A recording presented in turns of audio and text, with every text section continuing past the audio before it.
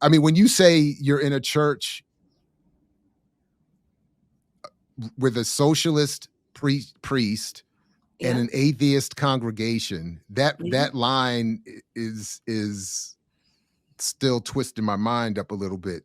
Because the first, and when you say things about that approaching the Bible as a Marxist, as a historical materialist, I do. That's where I start to crash with the contradiction. So, for instance, so obviously there's the line often quoted and probably equally misunderstood: "Religion is the opiate of the masses."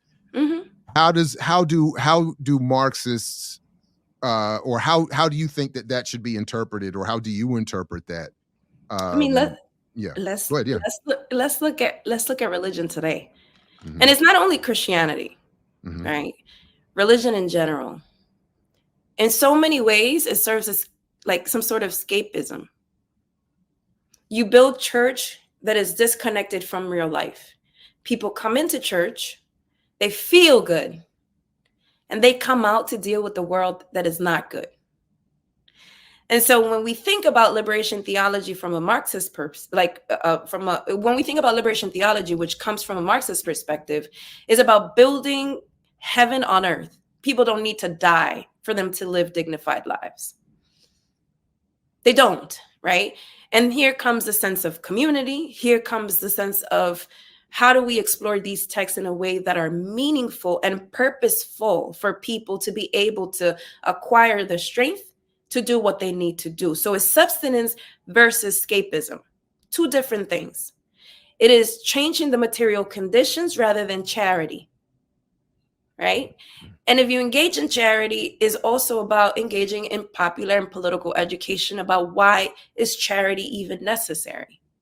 So it demands for Christians to take an extra step that many pastors, that many priests, that many leaders of faith are not equipped to do, because we need to also look at the church in the context of the cultural complex that is part of the capitalist system.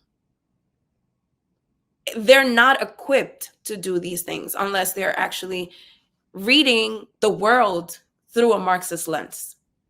I think what has happened is that, you know, Fidel, for example, Fidel and Frei Beto is also a liberation theologian from Brazil, sat down, and Frei Beto wanted to understand, socialism and religion, Cuba and religion. And let me just say that if you travel to Cuba, you will find that there are more religious expressions in Cuba than many other places in the world. They have Russian Orthodox churches. They have, they have it all in I Cuba. even saw a synagogue there. I was like, word. Synagogues, I was you like, know, wow, everybody's down and there. yeah, and it's important to say that many Cubans who are coming from African descendancy are faithful religious practitioners of Santeria, Mhm. Ife, Black faiths. And so, but there's such a huge and rich expression of religion. This didn't just happen, right? It was a process. And Frei Beto sits down with Fidel post the revolution and the 1960s to reflect on his thoughts on religion.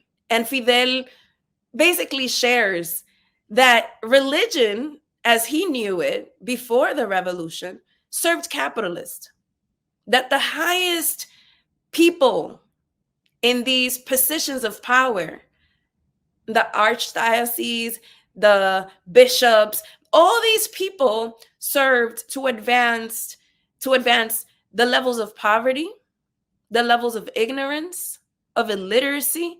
And so he said, I had no regards for that type of religion.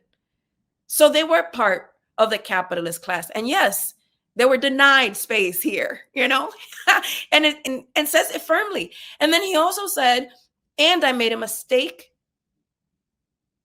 that many other comrades who were Christian socialists had to bring me to account to. That our people are people of faith.